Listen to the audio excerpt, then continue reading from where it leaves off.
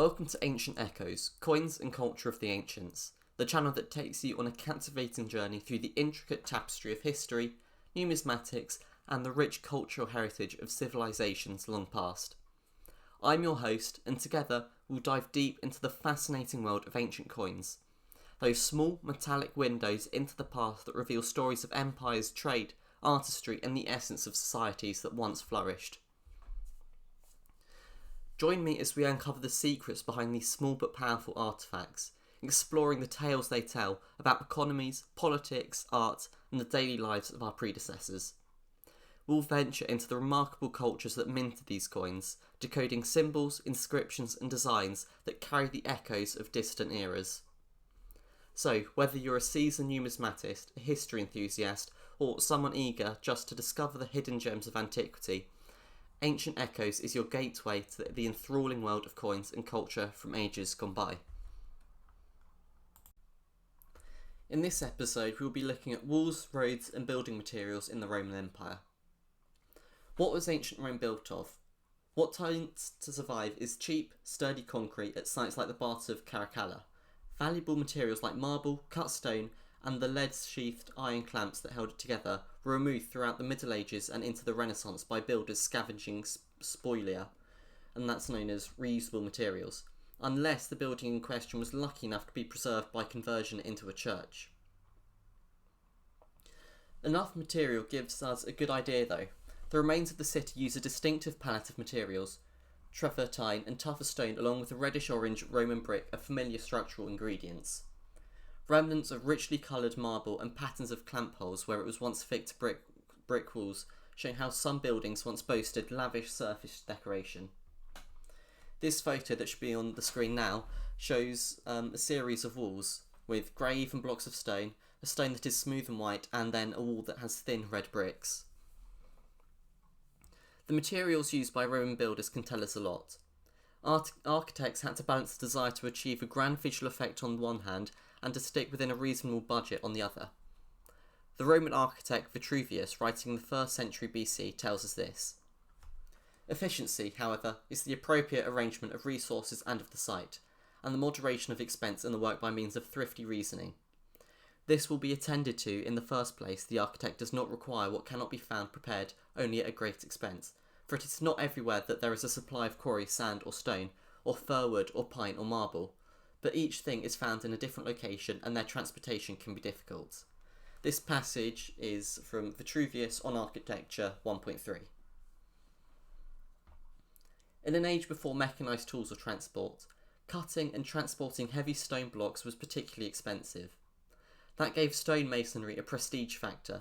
The emperor's imports of huge granite column shafts and the obelisks from Egypt, for example, was a deliberate demonstration of logistical power and expense, and a way of showcasing the extent of the empire. As Rome's territory and technological know-how expanded through the Republican and Imperial periods, Roman builders gained more materials and techniques with which to work. At first, the only stone available to them was the local volcanic tufa of which Rome sills were made. Though relatively easy to cut and quarried right on site, minimising transport costs, it isn't a very attractive building stone, crumbly and impossible to carve to a fine edge. As the city's power grew, new quarries of better stone further afield were opened up. For decorative detail, early Roman builders had to rely on moulded terracotta and carved painted wood. However, from the 2nd century BC, Rome opened up quarries for Travertine on the road out to Tivoli, close enough to the city to be economical. Travertine is an attractive white limestone, although not as pure and brilliant as some of the Greek marbles. This stone was capable of being carved into nice crisp edges and is still widely used in architecture today. By the mid-2nd century BC, Rome was also importing luxurious white marble from the Greek world, where it had been used for centuries, as the armies extended her power into the eastern Mediterranean. The Romans developed a taste for her Greek architectural luxury. Greek sculpture, books, and other cultural artefacts started to pour into the city, as well as Greek craftsmen, artisans, and slaves. The round temple of Hercules Victor, which you'll see on the screen now, is a good early example of Greek marble and architectural style at Rome, in areas of the city associated with foreigners and trade.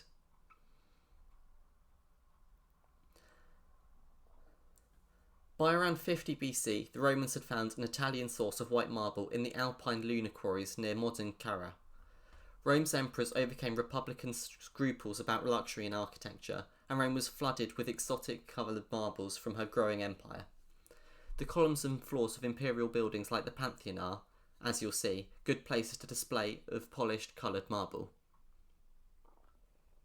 Expensive important marble was generally reserved for surface decoration, only in thinly cut veneers. The development of concrete to form the structural core of buildings was one of the most important innovations in Roman architecture. Concrete is easier and quicker to use than cut stone, and its raw materials are cheap and easy to transport.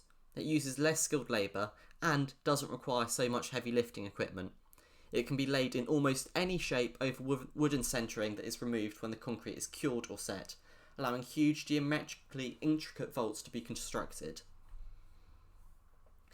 This shift from the externally focused columnar architects of the Greek world to Rome's architecture of interior, vaulted spaces, was one of Rome's major stylistic contributions to architectural history.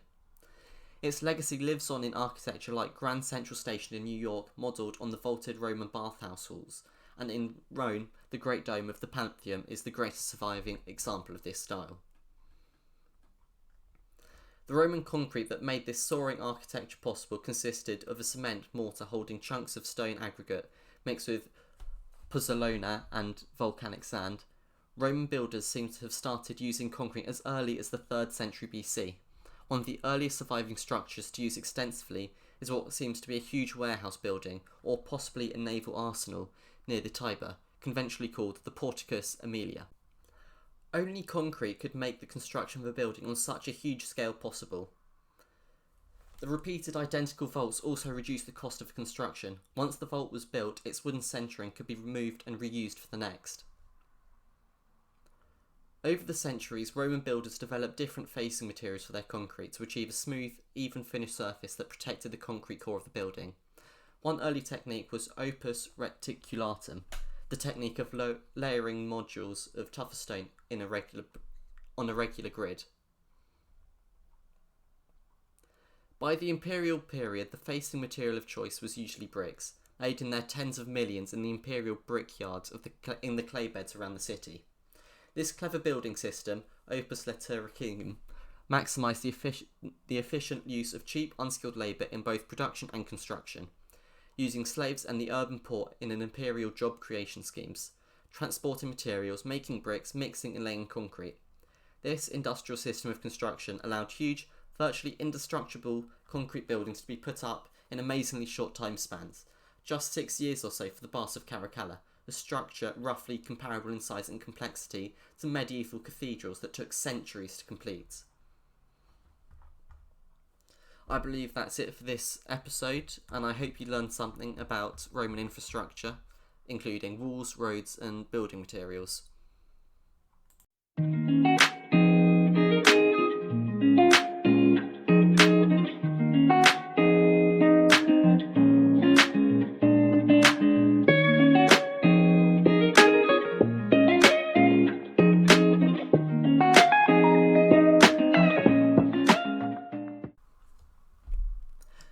As we come to the end of this episode of Ancient Echoes, Coins and Culture of the Ancients, I want to thank you for joining me on this exploration of the past through the lens of numismatics.